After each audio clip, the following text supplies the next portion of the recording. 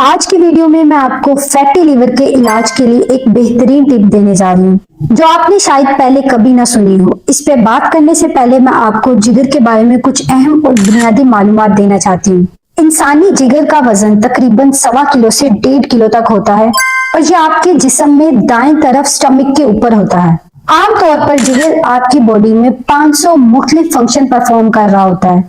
Liver आपकी body का एक अहम वाइटल ऑर्गन है। अगर आपका लिवर ठीक तरीके से काम करेगा तो आपके जिस्म के बाकी अज़ा भी ठीक तरीके से काम करेंगे। लेकिन अगर आपका जिगर मुतासिर होगा, जिगर में फैटी लिवर या सिरोसिस का मसला होगा तो आपके जिस्म के बाकी अज़ा भी ठीक तरीके से काम नहीं कर सकेंगे। जिगर के फंक्शंस के बारे में बात की जाए तो इसका सबसे इम्पोर्टेंट फंक्शन है बाइल की प्रोडक्शन करवाना। बाइल सब्ज रंग का पानी की तरह का एक मादा है।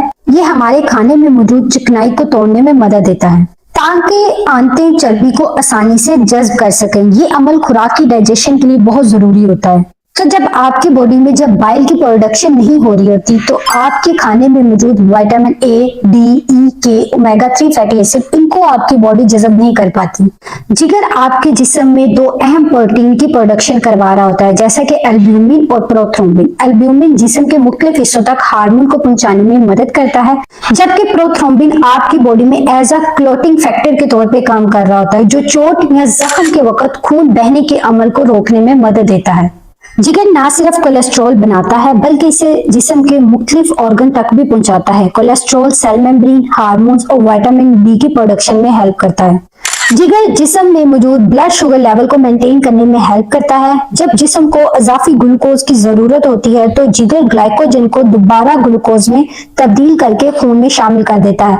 ये अमल जरूरत के वक्त जिस्म की एनर्जी को पूरा करने में हेल्प करता है।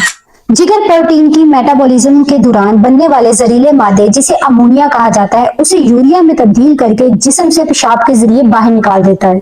जिगर का एक बहुत बड़ा काम डिटॉक्सिफिकेशन करवाना है। जिगर जिस्म में मुख्तलिफ जहरीले मादों, केमिकल्स और दवाइयों को तोड़ता है और इनके असरात को कम करता है। ये अमल जिस्म को नुकसानदा अज़ा से बचाने में मदद देता है। जिगर आपके खानों में मौजूद कुछ अहम विटामिन जैसे कि विटामिन ए, डी, ई और के और ओमेगा 3 फैटी एसिड, आयरन और कॉपर को आपकी बॉडी में स्टोर करने में हेल्प करता है। जिगर आपकी बॉडी में मौजूद बैक्टीरिया, वायरस और नुकसानदेह अज़ा को खत्म करने में हेल्प करता है, जिससे आपकी बॉडी का इम्यून सिस्टम स्ट्रॉन्ग होता है।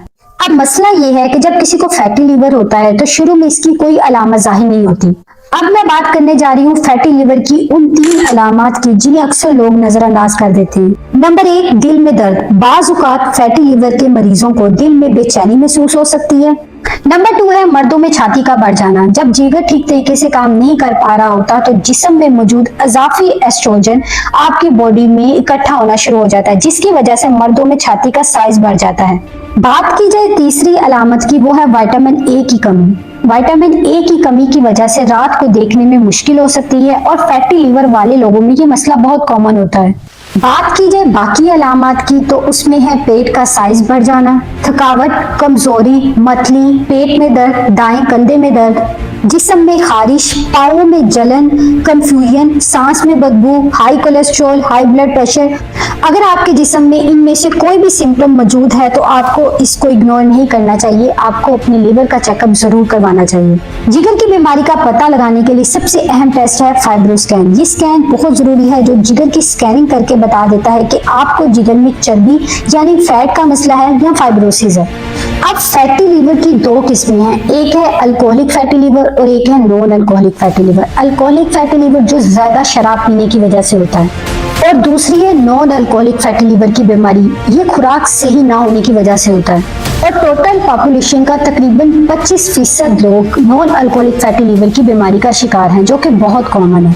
और ये बीमारी सिर्फ मोटे लोगों को ही नहीं होती बल्कि पतले लोगों में इस बीमारी की वजह से डेथ होने के चांसेस 2 गुना ज्यादा होते हैं। इसकी बहुत बड़ी वजह इन लोगों का इस बीमारी को सीरियस ना लेना है।